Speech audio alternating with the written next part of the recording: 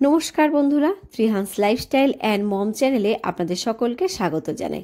আর সকলকে কিন্তু জানাই শুভ নববর্ষের প্রীতি ও শুভেচ্ছা। সকলের এই বছরটা খুব খুব ভালো কাটুক। আজকের টাইটেল আর থাম্বনেল দেখে নিশ্চয়ই কিন্তু বুঝতে পেরেছেন যে আজকে আমি কী নিয়ে ভিডিও করতে চলেছি। প্রথম বাচ্চাকে সলিড খাওয়ানো শুরু করার সময় প্রত্যেক নতুন মায়েরাই কিন্তু চিন্তা করে থাকেন ছোট্ট সোনামণিটাকে কি করে খাওয়াবেন আর কি খাওয়াবেন। এখনকার বেশিরভাগ শিশুর ডাক্তারই কিন্তু বাচ্চাদের প্রথম ওটস খাওয়ানোর পরামর্শ দিয়ে থাকে।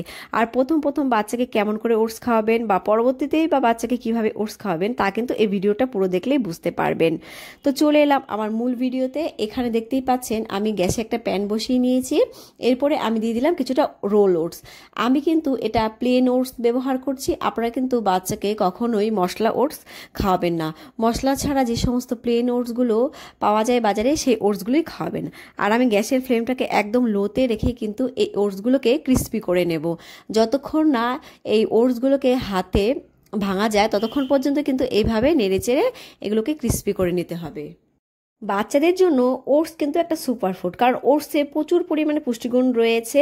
আর ওটস কিন্তু গ্লুটেন মুক্ত, তাই কিন্তু বাচ্চাদের খাওয়ালে কোনো অ্যালার্জির ভয় থাকবে না। তো এখানে কিন্তু ওটস আমার ক্রিস্পি হয়ে গেছে। এইবারে ওটসগুলোকে ঠান্ডা করে ব্লেন্ডারে ঘুরিয়ে কিন্তু একটা পাউডার বানিয়ে নিয়ে ফিরে আসছি। তো এখানে পাউডারটা রেডি হয়ে গেছে। আপনারা কিন্তু এটা একটা চালনির সাহায্যে চেলে নেবেন, তাহলে কিন্তু বড় দানাগুলো আলাদা হয়ে যাবে আর বাচ্চারাও কিন্তু খুব ভালো মতো এটা খেতে পারবে। তো এইবারে আমি দেখাচ্ছি এটা কিভাবে প্রস্তুত করব। চলে এলাম, এখানে 3টে খেজুর নিয়ে নিয়েছি। আর এই খেজুরগুলোকে কিন্তু আমি 1 ঘন্টা গরম জলে ভিজিয়ে রেখেছিলাম। আমি ভিজিয়ে রাখার আগে কিন্তু খেজুরগুলোকে একটু ধুয়ে নিয়েছি। তো আমি এইবারে খেজুরের খোসাগুলোকে ছাড়িয়ে নেব। বাচ্চাদের কিন্তু প্রথম খেজুর খাওয়ালে কখনোই খোসা খাওয়াবেন না, এতে করে কিন্তু বাচ্চাদের পেটে ব্যথা হবে।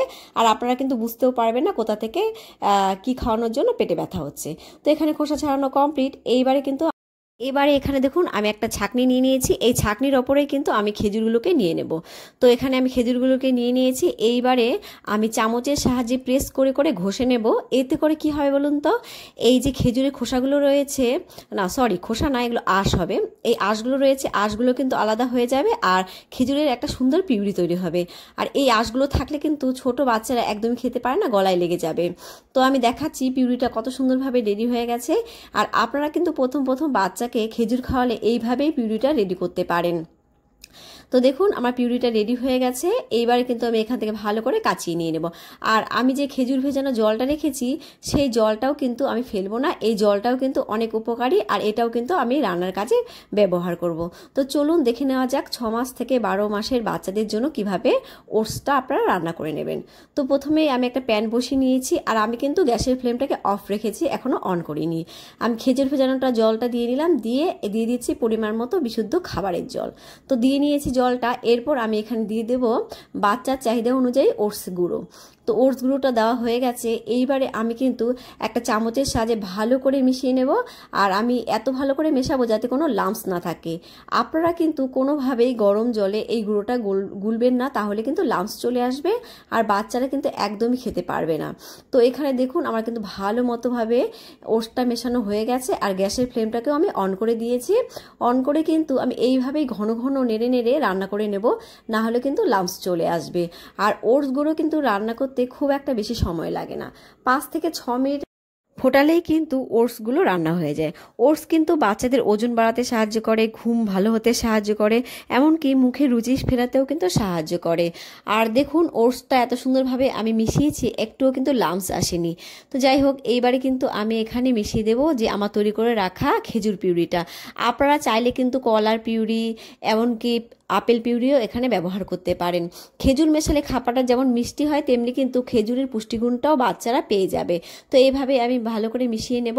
মিশিয়ে নিয়ে কিন্তু আমি আরও 2 মিনিটের মতো খাবারটাকে ফুটিয়ে নেব। তাহলেই কিন্তু একদম রেডি হয়ে যাবে বাচ্চাদের জন্য ওটস। ওটস রান্না করার সময় কিন্তু একটু খেয়াল রাখবেন, এই ওটসটাকে কিন্তু বেশি ঘন করবেন না, কারণ এটা ঠান্ডা হলে কিন্তু অনেক বেশি ঘন হয়ে যায়। আর ওটস যেহেতু একটু পিচ্ছল ধরনের, তাই কিন্তু বাচ্চারা খুব ভালো মতো খেতে পারে। আর দেখুন আমি এরকম ঘনত্বেই কিন্তু গ্যাসের ফ্লেমটাকে অফ করে দেব, দিয়ে কিন্তু এখানে মিশিয়ে দেবো ফর্মুলা মিল্ক। আর আপনারা কিন্তু কখনোই ফর্মুলা মিল্ক ডাইরেক্ট খাবারে ব্যবহার করবেন না, এতে করে কিন্তু ফর্মুলা মিল্কটা খাবারে খুব ভালো মতো মেশে না আর বাচ্চাদের কিন্তু সমস্যা হতে পারে। আপনারা কিন্তু উষ্ণ জলে এই ফর্মুলা মিল্কটাকে ভালো করে গুলে নেবেন, গুলে নিয়ে তারপর কিন্তু খাবার ব্যবহার করবেন। আর ফর্মুলা মিল্ক দিয়ে কিন্তু কখনোই খাবারকে ফোটানো যাবে না। তো এখানে কিন্তু মেশানো হয়ে গেছে, আর দেখুন আমি খাবারটা বাটিতে ঢেলে নিচ্ছি। আর আশা করি আপনাদের এই ভিডিওটা অনেক উপকারে লাগবে। আর আমি কিন্তু খাবারটা ঠান্ডা হয়ে গেলে দেখাচ্ছি কতটা ঘন হয়েছে। তো এরম ঘনত্বে এসেছে খাবারটা, আর এরম ঘনত্বে কিন্তু বাচ্চারা খুব ভালোভাবে খেয়ে নিতে পারবে। তো দেখতেই পেলেন বাচ্চাদের ওটস রেসিপিটা কত সুন্দর হয়েছে। এইবারে কিন্তু চলে যাব দ্বিতীয় রেসিপির দিকে। তো চলে এলাম আমি দ্বিতীয় রেসিপির দিকে। আর এটা কিন্তু বাচ্চাকে যখন থেকে বাচ্চারা চিবানো শেখে, মোটামুটি চিবিয়ে খেতে পায়, তখন থেকেই কিন্তু এইভাবে ওটস খাওয়াতে পারেন। আমি এখানে বাচ্চা চাহিদা অনুযায়ী ওটস দিয়ে দিলাম, আর গ্যাসের ফ্লেমটাকে একদম লোতে রেখে ওটসগুলোকে নেড়েচেড়ে ক্রিস্পি করে নিচ্ছি। আপনারা কিন্তু চাইলে এটা ঘিতেও ভেজে নিতে পারেন। তো এখানে আমার ক্রিস্পি হয়ে গেছে। এইবারে কিন্তু আমি দিয়ে দিলাম খাবারের জল। আপনারা চাইলে কিন্তু এখানে গরুর দুধও দিতে পারেন। তো আমি এখানে জলটা দিয়ে ভালো করে খাবারটা রান্না করে দেব।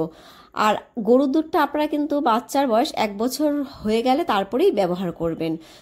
ওটসে কিন্তু প্রচুর পরিমাণে পুষ্টিগুণ রয়েছে, যা কিন্তু শিশুদের মানসিক ও শারীরিক বিকাশে সাহায্য করে। ওটসে রয়েছে প্রচুর খনিজ, যেমন রয়েছে ক্যালসিয়াম, আয়রন, জিঙ্ক, রয়েছে ফসফরাস, পটাশিয়াম, রয়েছে সোডিয়াম, ম্যাগনেসিয়াম, যা কিন্তু হাড় আর দাঁত মজবুত করতে সাহায্য করে, হিমোগ্লোবিনের মাত্রা ঠিক রাখতে সাহায্য করে, শরীরে শক্তি যোগায়। রয়েছে প্রচুর পরিমাণে ভিটামিন, রয়েছে প্রচুর পরিমাণে অ্যান্টিঅক্সিডেন্ট, যা কিন্তু বাচ্চাদের রোগ প্রতিরোধ করতে সাহায্য করে। আর 100 গ্রাম ওটসে কিন্তু 400 কিলোক্যালোরি পর্যন্ত শক্তি রয়েছে। তো এই পর্যায়ে কিন্তু আমি একটা অ্যাপেল দিয়ে নিলাম। আর আমি কিন্তু আপেলটাকে ভালো করে ধুয়ে এখানে গ্রেট করে নিয়েছি, সেই অ্যাপেলটাই আমি এখানে অ্যাড করলাম। এরপর আমি অ্যাড করলাম কিশমিশ। কিশমিশ কিন্তু বাচ্চাদের ওজন বাড়াতে সাহায্য করে, এছাড়া হজম শক্তি উন্নত করতেও কিন্তু কিশমিশ সাহায্য করে। আর বাচ্চাকে যদি নিয়মিত অ্যাপেল খাওয়ান, বাচ্চারা কিন্তু বিভিন্ন রোগ থেকেও দূরে থাকবে। তো এই পর্যায়ে দেখুন আমার আপেলটা কিন্তু ভালো মতো সেদ্ধ হয়ে গেছে। অ্যাপেল আর কিশমিশ থেকেই কিন্তু একটা প্রাকৃতিক মিষ্টি খাবারে চলে আসে, এর জন্য কিন্তু আর আলাদা করে মিষ্টি দেওয়ার দরকার হয় না। আর আপনারা চাইলে কিন্তু এই পর্যায়ে একটু ম্যাশ করেও নিতে পারেন। বাচ্চাদের খাবারে যদি অ্যাপেল, কিশমিশ এটা ব্যবহার করেন, তাহলে কিন্তু বাচ্চাদের খাবারটা আরও বেশি পুষ্টিকর হয়ে ওঠে। তো এখানে যেহেতু আমার খাবারটা সেদ্ধ হয়ে গেছে, আমি গ্যাসের ফ্লেমটাকে অফ করে এখানে গরুর দুধ ব্যবহার করলাম। আর এই গরুর দুধটা কিন্তু আমি আগেই ফুটিয়ে রেখেছিলাম। আপনারা হয়তো বা ভাববেন এটা আমি লাস্টে কেন দিলাম। অনেক সময় আমি দেখেছি আপেলের সঙ্গে দুধ ফোটালে দুধটা অনেকটা কেটে যায়, এই জন্যই কিন্তু আমি লাস্টে এটা ব্যবহার করলাম। তো খাবারটা আমার রেডি হয়ে গেছে, এবার আমি বাটিতে ঢেলে নিলাম। তো আমার ভিডিওটা আজকে কেমন লাগলো জানাবেন। আর আজকের ভিডিও কিন্তু এই পর্যন্ত। দেখা হবে নেক্সট ভিডিওতে বাচ্চাদের জন্য আরও মজাদার রেসিপি নিয়ে। ভালো থাকবেন, বাচ্চাদের ভালো রাখবেন। Bye bye.